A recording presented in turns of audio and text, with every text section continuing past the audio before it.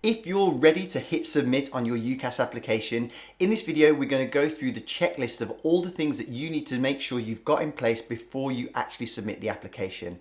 Pay particular attention to the ones at the end because these are the things that if you make those mistakes, they could mean that your application gets thrown straight in the bin, or they could be mistakes that will be the difference between success and failure with your application. So very quickly, UCAS is the University and Colleges Admission Service, and it's the portal where anybody who wants to go to university in the UK has to submit their application. Now, one of the most important things we're going to talk about is the personal statement, and later I will tell you some of the things that you really need to make sure you've avoided to avoid rejection. But if you want to quickly check out this video for 6 minutes on how to write a really outstanding personal statement, I recommend that you check that out as well. So the first check that you need to do is with your university choices. Now, some of the things that you need to make sure, first of all, are that you meet all the entry requirements, such an important part.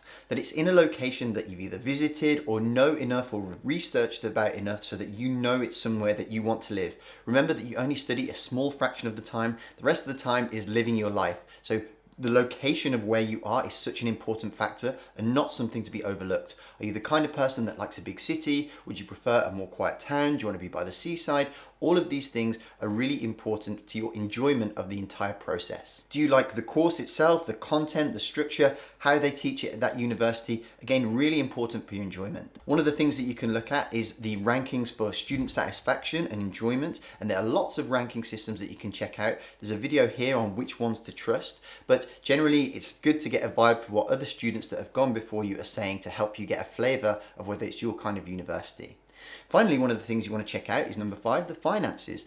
If you're going to London, it's ridiculously expensive. So are places like Manchester and Birmingham these days. So remember that your cost of living is going to be quite high in a bigger city. So just make sure that you can afford that, and you can, alongside all of the fees for university and accommodation, that you'll be able to afford to go about your day and do the things that you want to do, and you won't be hindered by that, versus if you go to a cheaper city that might give you a bit more freedom in terms of finances. The second really big thing to be aware of is the UCAS deadlines. So if you are applying to a degree like medicine or dentistry, those are very early in the year, typically around the 15th or 16th of October-ish, depending on the year. Now, they're a lot later for a lot of other courses, as late as towards the end of January, but it's so important that you know your deadline, because once that is gone, there is no special allowance. So really make sure that you don't miss that. Again, here we're starting with the basics, and later on I'll tell you the really important stuff to make sure you don't miss.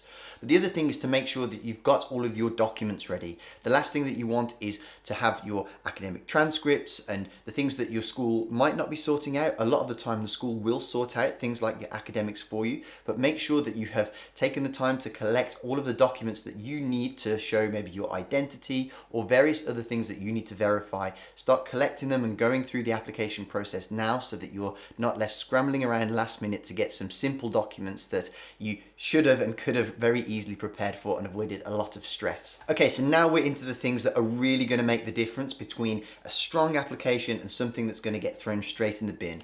The first thing is to proofread and really check your personal statement.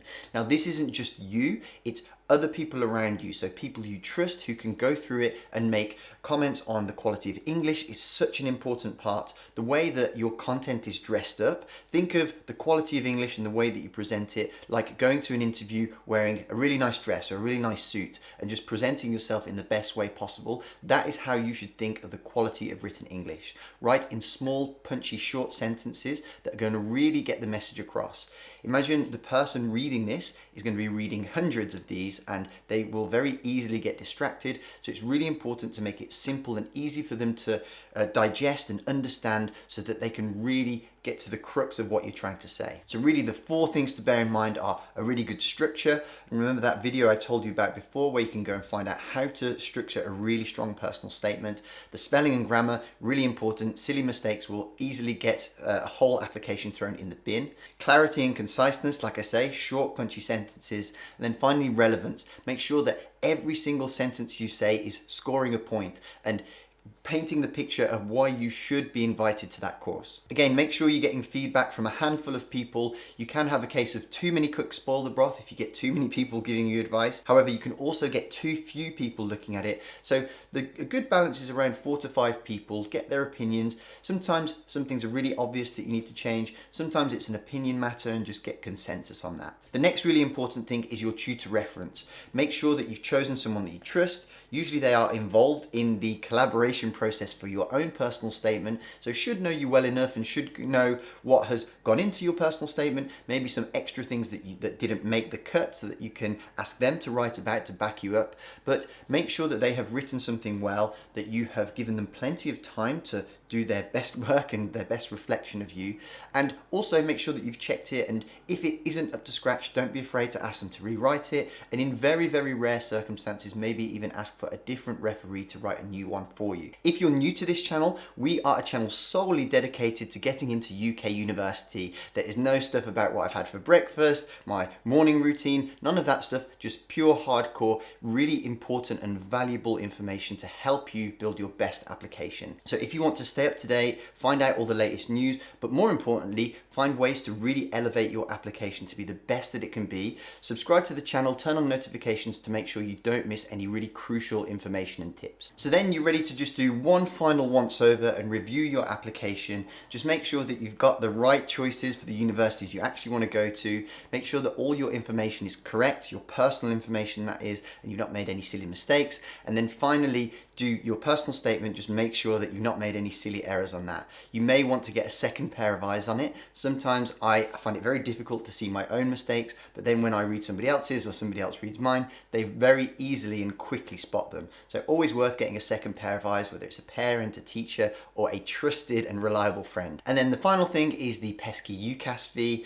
It does change year on year, but it's typically not too much. And I think funding and support is available if you cannot afford it, but it shouldn't be too much, and can't be submitted until you pay that fee. And that's it. Then you're ready to submit, and just sit back and wait to hear about the news, whether you need to interview. They'll let you know within the next couple of months.